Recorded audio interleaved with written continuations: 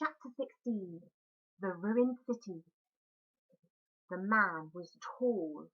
His arms and hands were covered in scars and burns, old white scars crisscrossed with new red ones. He held the knife at the level of their necks, casually, as if it were a breadstick. "Like the Minotaur," whispered Con. At the man's side, close at his heels, waddled an enormous vulture, with a red head and a curved beak. Its head came up higher than the man's knees. "That small person in the dolorous trouser suit." The man's nostrils had a high flare to them, and they twitched as he spoke. His voice was deep. His accent, Fred thought, belonged among good tailoring and fast motor cars. "What's wrong with him?" There was silence, except for Max's sobs. "Well," said the man. He twirled the knife in his fingers. The tip of his thumb was missing. "He's crying," said Fred. "Why? He sounds like a dying screech owl, like a lion blowing on a ship's whistle." Fred's heart was red hot and beating double time. He was surprised that his voice sounded so almost calm. "He's 5. That's not a reason." "You're pointing a knife at his head," said Lila. "That's not a good reason." But he lowered the knife. The man stepped closer, into a patch of green sun, and they could see him more clearly. His dress was exquisite, but smelt pungent. His trousers, Fred saw, were quite ordinary, green khaki, worn through at the knee and spotlessly clean.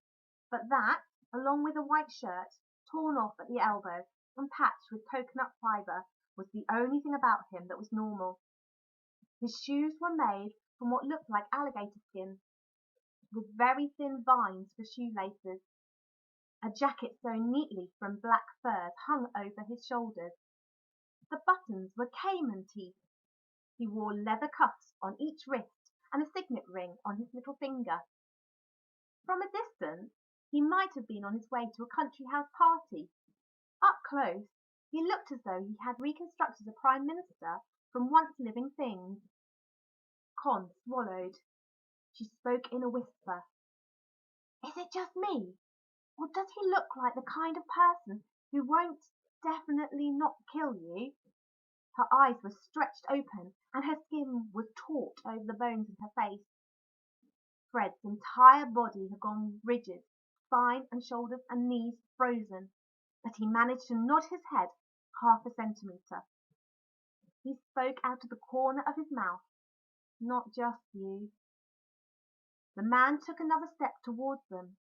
His right leg swung slightly out to the side as he moved.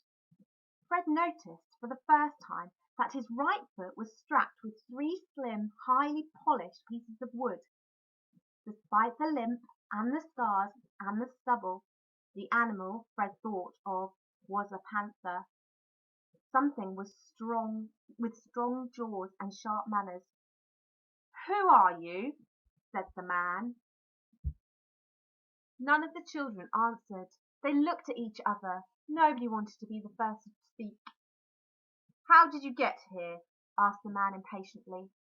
Fred tried to take a deep breath. "Our plane crashed," he said, "and the pilot died, and we followed a map."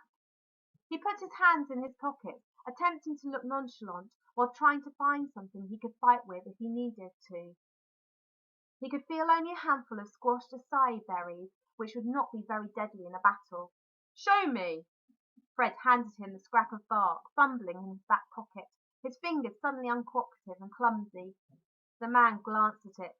"Who drew this?" Silently, Con raised her hand. "Based on what?" Con shook her head so that her hair fell in a protective wave across her face. "Well?" said the man. "We found a map in a tree," said Fred, "and Con made a copy when it got wet." The man screwed up the bark in his hand. "Please," said Lila, "don't be angry. All we wanted to do was get home." The man looked down at the vulture as if for inspiration. "And what am I supposed to do with you now?" "Nothing. Just let us stay for a little. We won't make any noise," said Lila. That small one will. Max felt the man's gaze fall on him, and he began to cry again. The man let out a sound that was somewhere between a sigh and a growl. Lila picked Max up. Sorry. Her voice wavered, and Backer caught the fear from her skin and let out a mew like a cat. He's only 5, she whispered. You all keep saying that as if it's an explanation. Should I like him simply because he's small? I do not like undercooked food. Children are just undercooked adults. Con's lip began to quiver. Fred looked at her, surprised, but he moved his shoe half an inch so that their feet touched. The man looked at them, ranged in a line in front of him, shaking with nerves and expectation.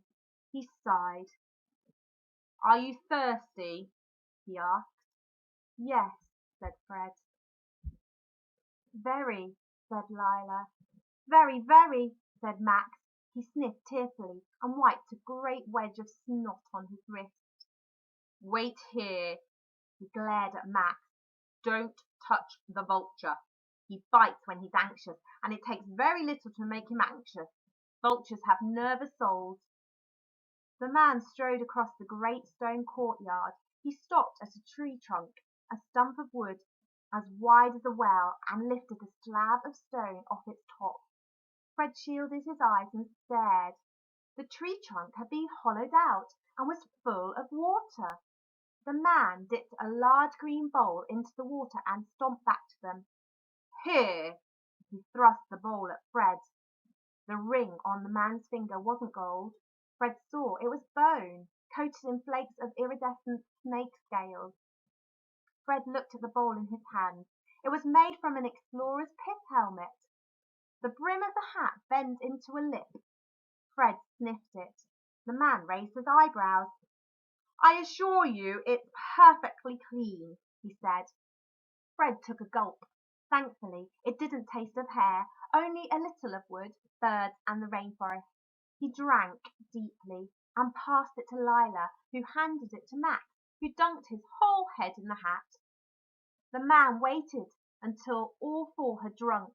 Then he took back the bowl and offered it to the vulture. As the vulture drank, the man rested his hand on the bird's head and stroked its wattle with his thumb. His face was tense. What is it that you want? He said. The children looked at each other. We want you to help us get home, said Lila. She spoke very quietly, so quietly he had to bend down to hear. And why should I? I can't look after Max much longer. He has allergies and nightmares, and I don't know what I can dress him with if he keeps ripping holes in his clothes. Please help us. As she spoke, the vulture waddled away from the man's side and headed straight for Max, who was hiccuping and sniffing. A line of snot dripped from his nose onto his ankle. The vulture dipped its beak to Max's feet and pecked at the snot. Then it wedged its nose into the side of Max's shoe and breathed in deeply through the holes in its beak. What's he doing? Said Max. His eyes were dilated with fear, wide and round as pennies, but he reached down and